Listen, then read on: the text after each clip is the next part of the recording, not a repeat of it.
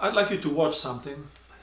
Since I'm so technologically savvy, I have to show it to you this way.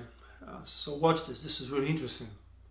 I talked to Pastor Wilfredo de Jesus Choco about how to mobilize the church. We need you to be mobilizing the church right now. Now again, this is really key, because on Sunday I wanted to say we've been pausing, and right now everyone's focusing. Are we going to be online? It's great you're online. If you're not online, get online. But that's not the crisis. You can't meet in large groups. That's not the crisis. Even your giving right now, that's not the crisis, right? But that's all going to be real to us, but it's not the crisis that will be the defining crisis of our lifetime. I'm not an alarmist. 3 weeks ago, people were saying this is, well, a certain slice of society was saying this is no big deal.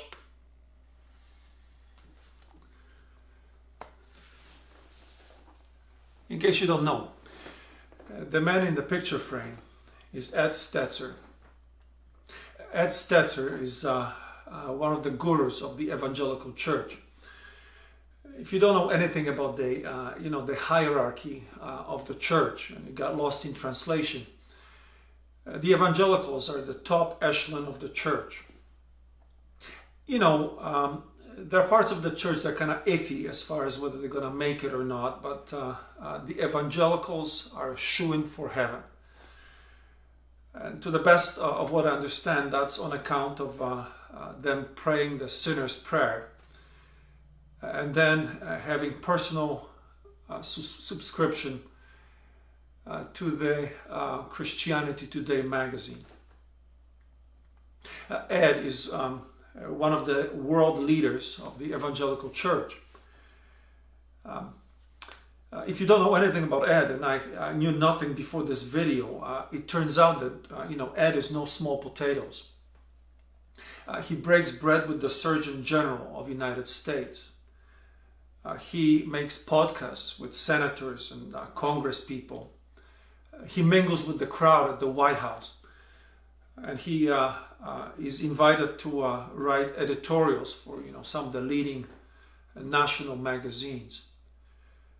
When I think of it, if Ed were alive in Jesus' day, I think he would have been a regular at the Herod's palace, at Pilate's place.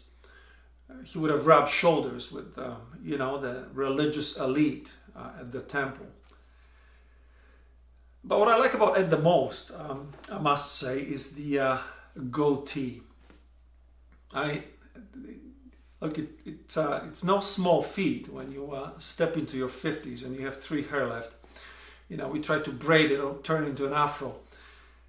But instead, it's that goatee that Ed has grown. It's a masterpiece, sort of a millennial pivoting towards Zen.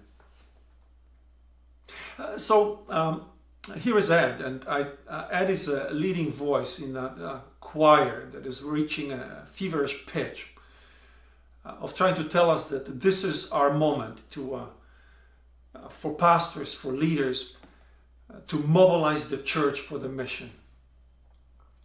The COVID-19 pandemic has plunged us into this crisis that, according to Ed and others, will be the greatest crisis of this generation. So at all costs, what we have to do is to now try to motivate the church for the mission of, as Ed puts it, showing and sharing Christ's love.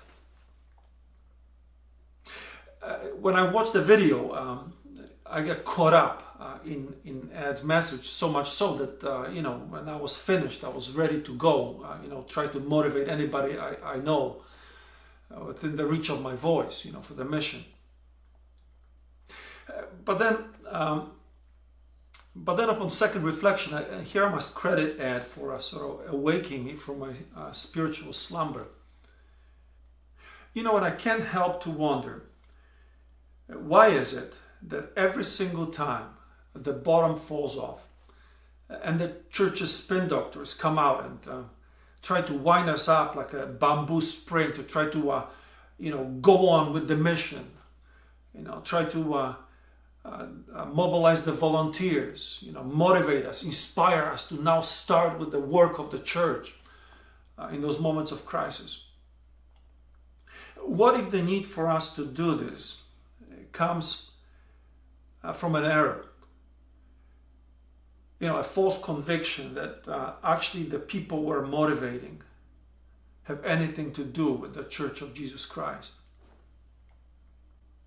I say this because if you think about it, and instead of looking at that red blinking light, focusing all your attention on it, because the crisis has come and it's a crisis of a lifetime, what if we take 3 steps back?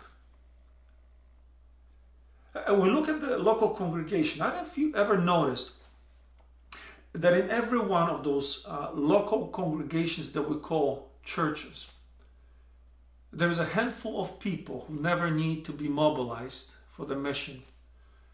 They don't need motivational speeches. They don't need carrots. They don't need candy.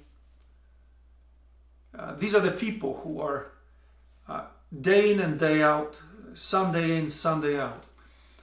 The people who are quietly loving people to life. What if they are the church of Jesus Christ? And the other people who are always needing, bigger carrot on a shorter stick, sweeter candy, another motivational speech from their favorite leader, have actually nothing to do with the Church of Jesus Christ. You see, I wonder about it because when the biblical text talks about the people who truly belong to Jesus Christ, it talks about people who are compelled by the love of Jesus. The word compelled is interesting. It comes from whitewater rafting. When the river flows in the plains, it sort of moves lazily, overflows its banks, doesn't have much energy or passion for anything. And then it comes into a canyon. And the walls of the canyon force it into a rapid flow, give it power and energy. The word compel means to push water between the walls of a canyon. And when the Bible talks about people who belong to Jesus Christ, it uses that word to say that what actually gives energy and power to people who belong to Jesus Christ is they're compelled by His love. Not motivational speeches, not little volunteer seminars, not inspiring little quips from people who would like to get them to get going and moving on the mission. No, these people are compelled by the love of Jesus. And that means that the one wall of the canyon that holds them is that wall of God's grace that gives them a lease on life.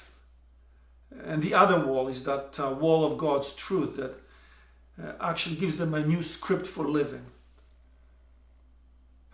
They do what they do because as Paul the Apostle, speaking in that passage, mentions, they understand that Jesus died for them, so now they need to live for Him. He loved them to death, so now they are loving people to life.